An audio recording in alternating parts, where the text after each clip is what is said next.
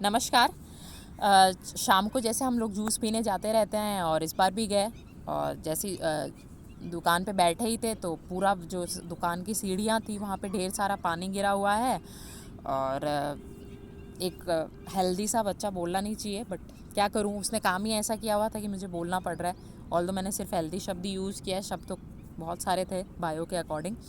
वो बच्चा, फिर मैंने भैया को पूछा, मैंने कहा ये किसने किया है, कि इस बच्चे ने किया है। और संस्कार ही ऐसे हैं, क्योंकि साथ में उसके पापा खड़े थे। फिर उसके बाद उसने आइसक्रीम ख़रीदी और आइसक्रीम ख़रीद के जो उसका रैपर है उसके पापा ने उसको वहीं डलवा दिया। अब जब वो गाड़ी की तरफ बढ़ा तो गाड़ी दिखी मुझे, शायद काफ़ी महंगी सी गाड़ी थी, गाड़ी देख के भी लग रहा था। और बच्चा ऐसे जिस तरह से अपना शो ऑफ स्टाइल झाड़ रहा था, फिर मुझे समझ आ गया। मैंने कहा here this is the thing, जहाँ पे पैसा है, पैसा ऐसे ही आंखों के ऊपर पट्टी बांध देता है। और पेरेंट्स की आंखों पे पट्टी बंधी हुई है तो ऑब्वियस ही बात है कि बच्चे की आंखों पे पट्टी तो बंधनी ही है। पेरेंट्स ने सिखाया ये कि बेटा अपने पास पैसा है, कैसी भी रहो कोई फ़र्क नहीं पड़ता, दुकान पे पानी गिराओ, रैपर सड़कों पे फेंको, अपने क्या करना है, अपने पास तो पैसा है। और वो देखकर लिटरली मैंने वहीं सामने बोला, पेरेंट्स भी खड़े थे, कि भैया ने भी बोला पहले तो ऑब्वियस सी बात है जिनकी शॉप थी, कि इनके संस्कार ही ऐसे हैं, बिल्कुल सही बोला। और फिर उसके बाद मैंने बोला, मैंने कहा बिल्कुल सही कहा भैया आपने कि इनके संस्कार ऐसे हैं, और आगे से आगे जो इनके संस्कार, इनके वैल्यूज़, इनके एथिक्स ट्रांसफ़र होने वाले हैं, तो ऑब्वियस ही बात है कि इनका जो पूरा जो सो कॉल्ड एंसेस्टर्स होते हैं, या सो कॉल्ड जो लोग कहते रहते हैं हमारा वंश, उसका तो सर्वनाश होना ही है, इसमें कोई दो राय नहीं है। जब दुनिया के महल, बड़े बड़े जो महल है वो खंडर बन गए, तो इतना सा पैसा और इतनी सी बाइक तो क्या ही मायने रखती है। और लोग अपना ईगो और पैसे का ईगो लेके चलते हैं। और चलो ठीक है, तुम्हारे अंदर ईगो है, समझ आता है, लेकिन तुम अपने बच्चों को क्यों ख़राब बना रहे हो, अपनी बच्चों की, और उसके बाद आगे की जनरेशन भी तो ख़राब होगी। एनीवेज़, मुझे ये चीज़ें समझ नहीं आती हैं, बट ये वीडियो इसीलिए था कि आगे से आप इस तरह की चीज़ें देखें। मुझे नहीं पता आप बोलेंगे कि नहीं बोलेंगे, मैंने तो बोला था।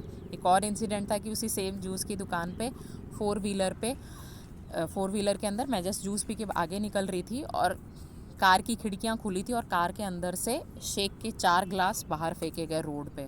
और अच्छी खासी साफ़ सुथरी रोड पे इस तरह से ग्लास फेंकना मुझे ना गवारा हुआ। मैं वापस पीछे पलटी, कार का दरवाज़ा वापस से खिड़कियां खुलवाई, और उसमें देखा तो एक औरत बैठी हुई थी, पीछे 2 बच्चे थे, यानी वो 2 बच्चों की माँ थी और उसकी एक फ्रेंड थी, ऐसे ही कुछ होगा। और फिर मैंने बुरी तरह झाड़ा। मैंने कहा आप इस तरह की हरकतें कर रही हैं और आपका बच्चा क्या सीख रहा है, I am not getting that. आप जिस जूस वाले से आपने जूस मंगाया था, आप ये ग्लास उसी को दे देते, वो कम से कम डस्टबिन में तो डाल देता। आपके अंदर तो इतनी भी तमीज़ नहीं है।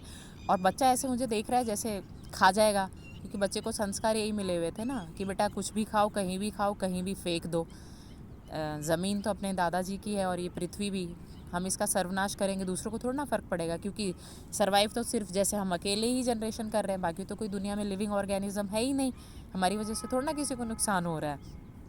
तो ये सारी चीज़ें होती हैं, ऐसे बहुत सारे इंसिडेंट होते हैं। मुझे बोलना था, क्योंकि मुझसे ये गलत चीज़ें बर्दाश्त नहीं होती हैं। मुझे नहीं पता उस पर क्या इफ़ेक्ट पड़ा होगा, एटलीस्ट मुझे ये सेटिस्फेक्शन है कि मैंने उस गलत चीज़ का विरोध किया। और मैं उन पढ़े लिखे गंवार लोगों में शामिल नहीं हूँ जो इतना पढ़ने लिखने के बाद भी सारी चीज़ों को ब्लाइंडली, क्योंकि गीता में लिखा हुआ है कि गलत करने से भी ज़्यादा बुरा होता है गलत देखना। तो इन चीज़ों का ध्यान रखिए। छोटी छोटी चीज़ें हैं, आप गलत लोगों को बोल नहीं सकते हैं, पर अपनी लाइफ में जो छोटी छोटी चीज़ें हैं उसी से एक संस्कार बनता है, एक संस्कार से न्यू जनरेशन बनती है, और एक नई जनरेशन से एक देश बनता है, और उसी जनरेशन का भविष्य बनता है। तो ये आपके हाथ में है, आप क्या बनाना चाहते हैं। Thank you so much.